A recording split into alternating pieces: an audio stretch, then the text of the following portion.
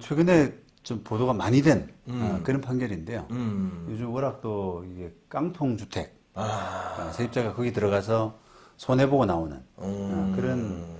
지금 케이스가 너무 많으니까 네, 이 많죠. 판결이 이제 주목을 받아서요. 뭐 사실은 뭐 결론적으로는 이렇게 아주 법리적으로 특별한 뭐 사건은 아니에요. 그런데 요즘 이제 그 하도 이슈가 부분이 이슈가 되니까. 되니까 네. 그 부분이 많이 부각된 것 같은데 네.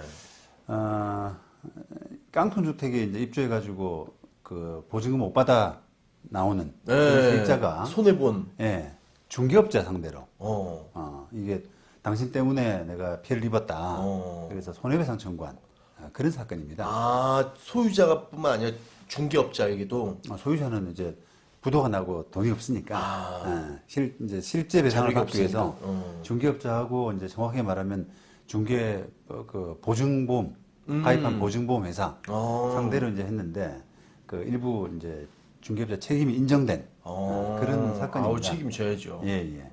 그래서 여러 언론에서 이제 보도가 많이 됐고요.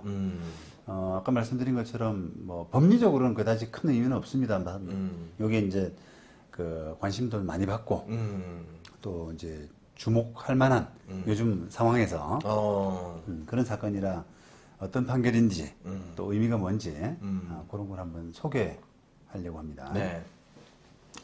사건은 이제 중앙지법에서 올해 작년이네요 벌써. 네. 22년 11월 30일 날 한 달 반 전. 선고된 그런 판결이고요. 네. 이 판결문 내용 좀 보시면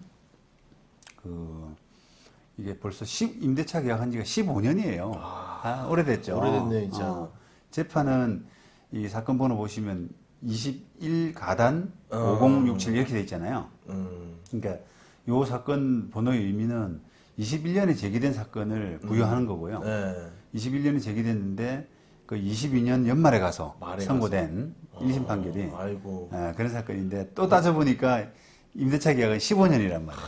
고생 많으셨겠네요. 많았어요. 네. 그러니까 15년에 들어가서 거의 이게 또 뭐 항소될지 안 될지 모르겠습니다만 거의 한 10년을 고생한 그런 경우가 되는 거죠. 그래서 이 세입자가 이제 15년에 그 피고 B 이 중개업자입니다. 중개업자. 예. 소개로 지금 구로구에 있는 어떤 건물 아마 느낌상 빌딩이라고 하는 거 보니까 약간 오피스텔 주거용 오피스텔 아닌가 싶은데 지하 1층 지상 8층 그죠. 이거를 이제 한 호실을 임대차 보증금 1억 원 그다음에 계약 기간은 2년 이렇게 이제 계약을 했습니다. 근데 그때 그 빌딩에는 무려 70개 정도 와, 진짜 호실이 큰 거예요. 큰 거죠. 네. 있었어요. 그런데 게다가 그 임대차 계약할 당시에 그 빌딩에는 이미 채권 채무액이 한 22억이나 되는 그런 저당권도 있었고요.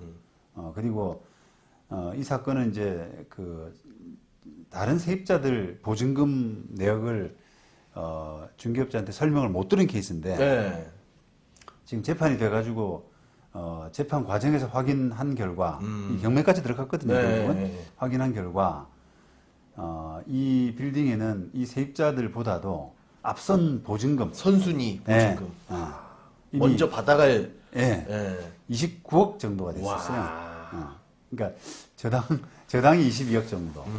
그다음에 선순위 세입자가 이미 29억 정도. 이런 이제 그 건물에 한 호실을 들어간 거예요. 근데 이제 이게 그 우리가 다세대 다가구 이럴 때 다가구 건물 네. 소위 말하면 그 전체가 하나의 등기로 돼서 개별 등기가 안 된 그런 이제 건물이라서 이런 건물에는 이제 중개업자가 그 중개를 할 때 굉장히 주의해야 될 부분이 좀 있거든요.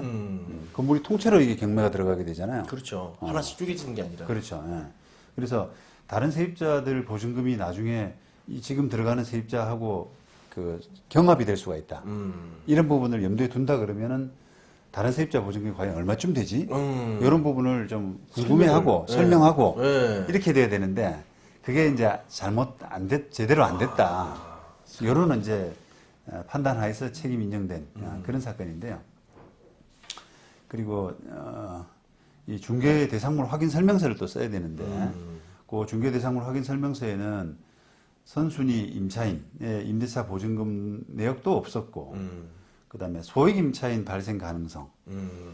그러니까 이게 내가 지금 이 건물 통째로 된 건물에 들어갈 때 나보다 먼저 들어온 세입자들이 나보다 먼저 받아갈 가능성은 충분히 있지 않습니까? 그렇죠. 근데 이제 그것뿐 아니라 나보다 뒤에 들어왔지만 그 사람이 소액 임차인으로서 그렇죠. 배당은 내보다 먼저 가져가. 선순위로 가져가는 네. 경우가 있단 말이에요. 그렇죠. 그러니까 그런 부분까지도 사실은 고려가 돼야 된다라고 하는 전제로 법원은 그 중개대상물 확인 설명서에 그런 거 아무것도 안 적혀 있었다. 고질 안 그렇게 했군요. 뭐 이제 보통은 중개업자들이 말로 고지했다고 하죠. 말로는 고지했는데 설명서에는 안 썼다. 확인 설명서에 안 썼다. 안 썼다 이런 이야기를 하는데 어쨌든 법원은 그걸 인정하지 않았습니다. 그래서 그 대상물 확인 설명서에는 아무런 내용이 없었다 이렇게 인정하고요. 그 다음에 이제 그 18년도에 이게 경매가 이제 진행이 됐는데 낙찰이 48억 정도 됐습니다. 아, 지금 근저당하고 선순위 세입자들이 합하면 52억 되는데 네. 48억에 낙찰이 됐네. 예, 48억 약 49억 정도인데. 네. 근데 이제 그렇게 낙찰이 됐는데 그 배당, 그 배당은 일단 저당권, 이게 이제 아마 저당권자에서 이런 유동화책 회사 이런 걸로 보통 넘어가거든요. 네. 그런 그 회사가 먼저 다 받고, 그 다음에 원고보다 선순위 확정일자 있는 임차인들 이 28억 정도를 받고 와요. 그 다음에 소액 임차인들, 싹. 네, 소액 임차인들도 한 2억 2천 정도 받고 네. 이런 식으로 배당이 되면서 게다가 저기 회산지에 그 임금 채권이 또 있었다네요. 그게 한 1,000만 원. 이건 의미 있는 크게 없는데. 네네네. 그 다음에 이제 요즘 문제가 많이 되는 그 세금. 네, 세금이, 당일세. 그리고 세금이 한 2천만 원 정도. 그 다음에 보험공단. 요거 조금 하고. 이렇게 해서 이렇게 뚝뚝 가져가니까 원고한테는 이제 배당이 하나도 안 된 거죠. 한 푼도. 네, 한 푼도 안 된 거죠. 그러니까 딱 보증금 1억을 다 날린 거잖아요. 그러다 보니까 이제 중개업자 상대로 할 수 없이 또 중개업자가 가입한 보험 상대로 소송을 했는데 네. 법원은 그 책임을 인정했습니다.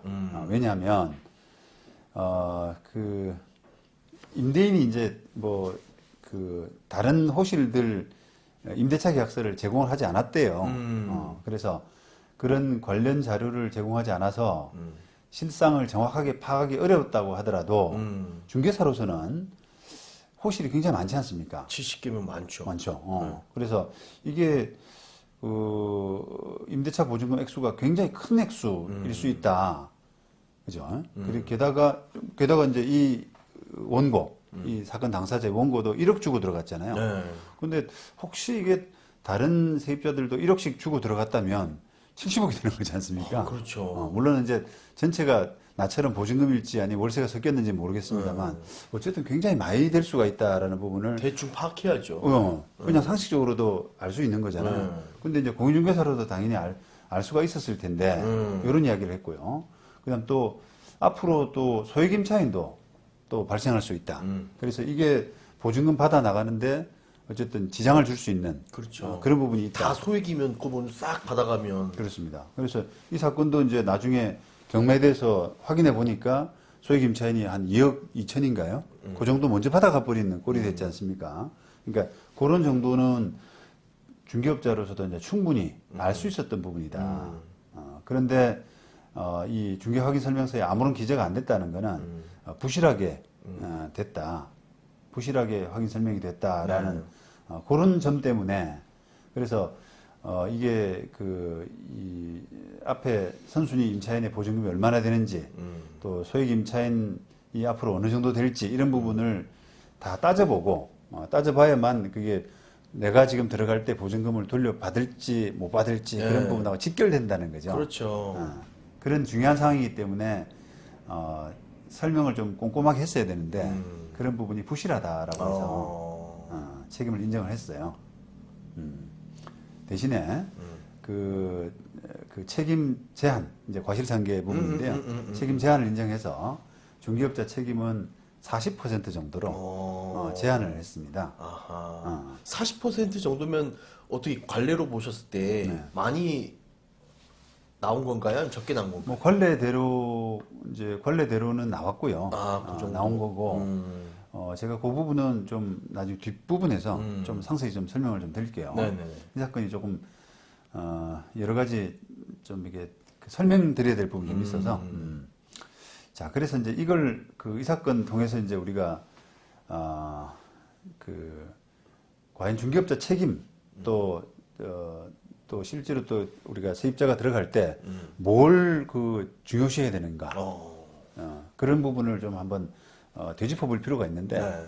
자 이런 아까 말씀드린 것처럼 이거는 개별 등기가 된 건물이 아니라 통째로 하나의 등기가 돼 있잖아요. 네. 그걸 이제 우리가 다가구 건물이 대표적인데요. 다 그렇고. 그러니까 오피스텔도 이제 개별 등기가 된 오피스텔도 있고 아니면 그냥 집주인 혼자 통으로. 통으로 그냥 등기된 오피스텔도 있단 말이에요. 근데 이건 어쨌든 하나의 등기가 된 건물이라서 내가 나중에 보증금 제대로 경매 들어갔을 때 보증금을 제대로 받느냐 안 받느냐 이런 부분은 이미 들어간 세입자들 그렇죠. 또 향후에 들어올 소액임차인들 소액임차인들.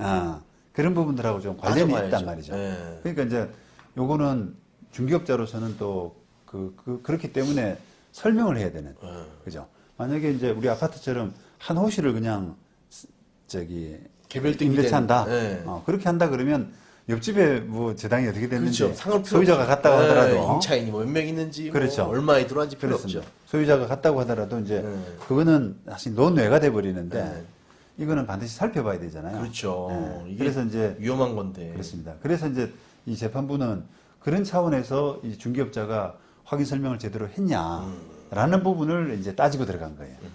그래서 아까 말씀드린 것처럼 이게 상당히 큰 건물이고 호실도 많고 그렇기 때문에 그런 부분이 확인 설명이 제대로 됐어야 되는데 확인이 부실했다라고 해가지고 책임을 인정을 했습니다. 뭐 당연한 것 같죠, 그죠? 네, 당연한 당연하죠. 것 같은데 실천이 안 돼요, 이게. 왜 싫지 실천이 않을까? 안 돼요. 그리고 그 임대차가 얼마에 됐는지를 또 볼 수가 없으니까 중개사도. 그러니까요. 네. 근데 이제 그게 뭐랄까요? 이게 그건 맞는데 중개업자가 그거 내가 확인하려고 해도 주인이 안 가르쳐 준다. 이런 이야기를 하거든요. 볼멘 소리를. 그렇죠, 그렇죠. 근데 내가 어떻게 하냐. 그런 이야기를 하는데 이게 어떻게 보면 본질적으로는 그 건물주의 심기를 안 건드리려고 하는 거예요. 그렇죠. 마찰을. 네. 네. 그러니까 이 호실을 계약하는데 다른 수많은 이 같은 경우는 70개 되잖아요. 그 임대차 계약서를 좀 확인해 보자라고 하게 되면 주인이 당신 미쳤냐고. 귀찮죠. 귀찮지. 나 여기서 안 한다고. 그냥 내빼버리잖아요. 그러니까 이제 거래가 안 되니까 중개업자가 그 말을 못 하는 거죠. 알고 있으면서도. 그게 이제 문제인 거예요. 그러면 이제 우리가 법적으로는 그러면 법원이 어떻게 이야기를 하고 있냐면 그 중개업자가 임대인 협조를 못 받으면 확인할 수 없는 부분은 맞는데 그렇다고 하더라도 그 임대인한테 협조를 구했는데 임대인이 협조를 안 하더라라는 부분을 설명을 하고 임차인한테 설명을 하고 조금 위험할 수 있다. 이게 어느 정도 되는지를 우리가 알 수 없지 않느냐. 그러니까 이 부분이 나중에 배당 과정에서 경매 과정에서는 당신한테 선순위로 위험할 수 있다는 부분이 고지가 돼야 된다는 거죠. 그러니까요. 네. 그걸 모르는 사람들이 많잖아요. 다가구가 이게 통으로 돼서 경매할 때 순서 배당을 누가 알아요, 그죠? 그렇죠. 웬만한 임차인들이 네. 부동산 아는 사람도 그렇습니다. 잘 모르는데. 그러니까 이제 그런 고지가 안 된 부분을 법원이 지적을 하는 거거든요. 네. 그래서 그 부분은 타당하고 또 중개업계는 그걸 받아들여야 돼요. 그렇습니다. 이게 이제 급급해가지고 거래에 급급해가지고 그 부분을 임대인 눈치 봐가면서 이야기를 못하는 것은 그거는 전문가답지 못하다라고 그렇죠. 생각을 합니다. 그런 거를 좀 얘기하면서 그러면 뭐 반월세로 가든지 소액 보증금 받을 정도 보증금을 넣고 월세로 해라고 전문가적으로 좀 얘기도 할 수 있잖아요, 그죠? 그렇죠. 전세랑 당연하죠. 월세랑 권하면서 네. 선택해라 네. 이런 위험이 있으니. 네. 당연히 그럴 수 있는데 네. 주인이 전세를 원하는 거예요. 많이 땡기기 위해서. 네. 그러니까 그걸 이제 중개업자는 알고 있으니까 그걸 이야기를 못 하는 거죠. 전세로 놔달라 그랬으니까. 그렇죠. 세입자의 그 어떤 위험성 이런 부분을 고려한다 그러면 반전세 이런 부분을 권해야 되는데 그렇게 하면 계약이 안 되는 거거든요. 원하는 게 맞지가 않으니까. 그러니까 그거는 자기 수수료를 못 받으니까 그냥 대충 해버리는 겁니다. 설마 하면서. 그게 이제 업계의 문제인 거죠. 그리고 또 하나 이제 우리 판결에서도 지적한 것처럼 이게 그 다른 세입자, 다른 호실들의 보증금 이런 부분들이 기재가 아무 없었지 않습니까? 계약서도 없고 그다음에 중개대상물 확인 설명서도 없는데 중개업자들이 그건 구두로 좀 설명을 했다 이렇게 이야기하는 경향들이 있어요. 그런데 재판부는 잘 안 받아들입니다. 그 부분을. 그렇죠. 무조건 서면이니까. 그렇죠. 그거는 이제 확인 설명서라는 게 이제 법적으로 중요한 부분을 여기다 기재해라라고 법으로서 딱그 의무화시키고 있잖아요. 그렇죠. 근데 지금 이 선순위 세입자들의 다른 호실들 보증금은 사실은 굉장히 중요한 부분이거든요. 근데 이제 그걸 그렇기 때문에 그게 기재가 됐어야 될 부분인데 성격이 기재가 됐을 법한데 나는 말로만 했다 그러면 안 믿는 거죠, 법은. 그렇죠. 예. 그죠. 그리고 또 우리가 중개업자들이 이제 일반인들, 중개 의뢰인이죠. 일반인들하고 비교할 때는 전문가잖아요. 그렇죠. 그러니까 자기가 이걸 안 적게 되면 나중에 그게 이슈화되고 문제가 돼서 내 책임으로 돌아올 수 있다라고 하는 부분을 알 수 있는 지위에 있지 않습니까? 좀 더 상대적으로는 좀 이렇게 높은 지위에 있죠. 그러니까 그거는 자기 앞가림을 위해서라도 기재했어야 된다. 그러니까요. 말을 했다면 말을 했는데 못 적을 이유가 없지 않느냐. 그러니까. 이렇게 이제 판단을 하는 경향이 있기 때문에 그렇게 적어야지 나의 그 과실도 면책도 되고 떨어지고. 그렇죠. 예. 책임도 없어지거나 덜 수 있는 거 아니겠어요? 근데 그걸 중개업자가 말을 해놓고 그걸 안 적었다라고 하는 것은 재판부로서는 갸우뚱하는 거죠. 예, 그런 부분도 한번 좀 보실 필요가 있고요. 자, 그 다음에 이 아까 말씀하신 이제 손해액을 이렇게 40%로 한정한 거, 네. 그리고 과실상계인 부분인데 그 부분도 이제 조금 이제 어떻게 보면 이해가 안 될 수 있는. 그러니까 일반인들은 이해가 안 될 수 있을 것 같아요. 아니 그 중개 전문가인데 중개사인데 공부해서 자격증 따고 부동산 운영하는 분인데 이런 거 안 했다면 더 책임이 물어야 되지 않을까라는 생각도 가질 것 같아요. 일반 사람들은. 그러니까 돈 주고 맡겼는데 내가 그걸 저 사람 못 믿어가지고 나도 확인해야 되는 의무. 확인 안 했다고 그래서 내 과실을 이렇게 그 공제해버리는 그런 부분은 일반인들로서는 좀 납득이 안 될 수가 있는데 이게 이제 우리가 그 맞는 말씀입니다, 사실은. 공감도 되고요. 그런데 우리가 이제 과실상계 기능 중에서 손해 분담이라고 하는 부분이 있습니다. 손해 분담. 어떤 사고가 터져서 손해가 발생했는데 이거를 분담을 좀 해야 될 필요가 있는. 자동차 사고도 몇 대 몇, 몇 대 몇. 몇 대 몇 이렇게 되죠. 근데 중개사가 받은 수수료가 이제 얼마 안 되니까 그 수수료에 비해서 너무 과다한 책임을 지은다면 조금 부당하다고 생각하는 거죠. 그렇죠. 중개하는 맛이 안 나죠. 예. 그래서 이 과실상계가 이제 그 조금 그 전문가의 어떤 그 책임 이런 부분에서는 좀 이상할 수는 있습니다만 손해 분담이라고 하는 그런 기능 때문에 과실상계가 많이 되고 있습니다. 실제로. 그래서 이 사건뿐 아니라 과실상계를 좀 보편적으로 하고요. 다만 이제 일반적으로 이제 중개사고의 경우에는 조금 아무래도 중개업자가 전문가다 보니까 그 전문가의 책임을 조금 더 많이 인정하는 경향이 있어요. 50% 이상. 이상. 그죠? 그게 상식 아니겠습니까? 그렇죠. 예. 누가 더 잘못했냐라고 하면 중개업자가 잘못한 거죠. 그렇죠. 전문가기 때문에. 그래서 너 책임은 그러면 50% 이상은 져야 돼. 라고 하는 그 일반적인 어떤 룰이 실무상 있는데 그러면 이 사건은 왜 그러면 중개업자 책임이 40%밖에 안 돼.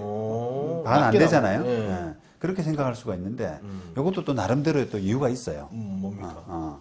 요거는 우리가 관행적으로 재판부가 그 특정 다가구에서 특정 호실 들어가는데 다른 그 호실들 임대차 내역을 중개업자가 좀 이렇게 확인하는 것은 또 그 확인하려고 시도하고 하는 부분은 현실적으로 좀 어렵다. 어렵죠. 자기의 자력에 의해서 하는 게 아니라 뭔가 임대인한테 부탁을 해야 되고 그 부탁을 하는 순간 계약이 깨질 수 있는 약간 그런 델리케이트한 문제가 좀 있어서 현실적으로 약간 현실적인 부분이 좀 어렵기 때문에 그 부분을 감안해서 중개업자 책임이 조금 옛날부터 50% 미만이었어요. 아, 조금씩 봐주는구나. 예, 이게 이런 사건이 지금 한두 건이 아니라 수십 년 전부터 쭉 돼 왔는데 경우에 따라서 뭐 중개업자 책임 20%에 한정한 사건도 있습니다.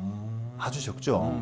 근데 이제 예를 들면 그런 판결이 10년 전에 났을 때는 중개업자가 그 말하고 확인하고 하는 부분이 현실적으로 너무 어렵다. 이런 부분 때문에 중개업자 책임이 20%에 한정됐거든요. 근데 이제 그나마 그런 거에 비하면 지금 이 40%를 인정한 부분은 많아진 거네요, 요즘. 조금 많아진 거죠. 이제는 중개업자가 그걸 이야기해야 된다라고 하는 점 때문에 조금씩 올랐다라고 볼 수 있는 겁니다. 아, 저는 근데 진짜 이 임차인들도 조금 부동산을 좀 알고 깡통 전세가 너무 많잖아요. 예, 그러니까 시세를 조금 파악할 수 있는 자기만의 노력을 해야 될 것 같아요, 이제는. 그렇죠. 예, 자기 소중한 돈이잖아요. 그렇습니다. 자기 돈은 자기가 지켜야 되는데 그러니까 시세 이제 파악을. 이게 그냥 개별 등기가 된 호실들은 사실은 뭐 시세 파악을 하고 거기에 이제 저당권 빼고 뭐 이런 등등 해서 계산하기가 되게 단순하지 않습니까? 그렇죠. 근데 이 사건처럼 이제 다가구 아니면 통째로 된 등기된 건물 더 이런 부분들은 조금 복잡해요, 사실. 복잡하죠. 그러니까 그게 다른 세입자들이 내 배당에 영향을 미칠 수 있다는 부분을 왜 뒤에 들어온 세입자가 왜 먼저 가져가를 그렇죠. 이해를 못하죠. 그렇죠. 그러니까 그런 부분이 좀 있으니까 요거는 조금 어떻게 보면 조금 특별한 사건이다. 특별하지만 그래도 이 깡통 빌라도 깡통 전세 많잖아요. 요즘, 네, 요즘 뭐, 네. 뭐 빌라 왕, 빌라 신 이래가지고 네. 진짜 좀 그 시세를 좀 파악하는 그런 거 좀 뭘 만들어주거나 아니면 진짜 좀 더 발품을 팔면 되는데 그 사람들 참 좀 안타깝습니다. 네. 여러 가지. 네. 그래서 이 이제 사건처럼 이게 깡통 주택 문제가 사실은 어떻게 보면 좀 그 어처구니가 없잖아요. 결과적으로 그러니까 시세 파악만 하면 막을 수 있는 사건인데 다 아니란 그러니까 이게 확인 설명이 뭔가 좀 부족한 겁니다. 아니란 거예요, 진짜 네. 말씀대로. 그래서 이런 사고가 좀 재발하지 않았으면 하는 그런 생각이고 또 중개업자들도 이제 지금 이게 집값이 마냥 뭐 유지되거나 올라갈 걸로 생각했다가 지금 확 떨어지니까 이게 그 세입자 피해뿐 아니라 중개업자한테도 불똥이 떨어질 수밖에 그렇죠. 없어요. 그러니까 지금 이제 이 노심초사하고 있는 중개업자들도 많을 겁니다, 아마. 그렇죠. 계약한 사람. 그렇습니다. 지금, 임대인들도 지금 뭐 전세값 떨어져서 이자도 높아지고 그래서 그렇죠. 똥줄 타지만 그렇습니다. 임차인들도 받고 나가야 되는데 그렇습니다. 똥줄 타고 중개업자는 그걸 중개해줬으니까 똥줄 타고 그 똥줄이 방송 용어는 아닌 것 같은데, 그죠? 똥줄까지 되는데요. 뭐. 그래요. 어쨌든 그래서 이 사건 보면서 저는 이제 이 우리나라 전세 제도 자체를 한번 다시 되짚어봐야 된다. 이런 생각을 하고 있습니다. 우리나라에서 유일하게만 있어요. 세계에서. 그러니까요. 참, 올림픽 금메달도 아니고. 이게 유일한 제도인데, 이상하거든요, 사실. 집값에 거의 육박하는 보증금을. 그러니까 집주인한테. 외국 사람들이 이해를 못한다면서요. 그러니까, 잘 알지도 못하는 집주인한테 덕 줘가지고, 그 다음 또, 운이 좋으면 또, 그걸 그대로 또 받아 나오잖아요. 그렇죠. 거의 많이 거의 다 받아 나오죠, 네. 그죠? 그러니까 그거를 이제, 다른 나라 사람들이 보면은 이해가 안 되는 거죠. 안젤리나 졸리가 와가지고 그 자식 우리 연세대인가? 맞아. 네. 보증 너무 좋은 제도라고. 그러니까 놀랬다고. 안젤리나 졸리는 다 받았는지 모르겠네요. 끝까지 좀 지켜봐야 되는데. 떼어 먹었으면 재밌겠다. 거기서도 집값이 좀 내려가서 안젤리나가 뭐 센스 사기 당했다. 야, 이 시대에 재밌을 것 같아요. 너무 안 좋은 제도라고 아마 또 그럴 거예요. 아마. 그래서 이게 이제 조금 한 발 떨어져서 보게 되면은 조금 위험할 수 있는, 이상할 수 있는 이런 제도이기 때문에 조금 더 이제 신중하게 전세를 뭐 부득이하게 만약에 단번에 근절되지는 않으니까요. 없어지지 않으니까 전세를 한다 그러면은 시세 파악하는데 훨씬 더 옛날보다는 더 보수적으로 그렇게 접근하셔야 될 것 같아요. 더 낮게. 더 낮게.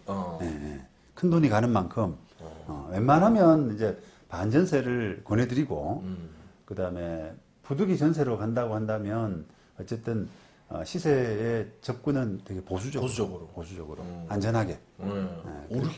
5, 6 자기가 조사한 시세의 한 60%, 50% 이렇게. 맞습니다. 예. 예, 원래 이제 우리 옛날부터 이제 공식이 임대차 할 때 안전한 임대차의 공식이 시세에 비해서 한 70% 정도 내 보증금하고 저당하고 합해가지고 70% 미만이 안전하다 이렇게 했는데 이제는 그거를 50%, 60%로 조금 낮추라는 거죠. 예.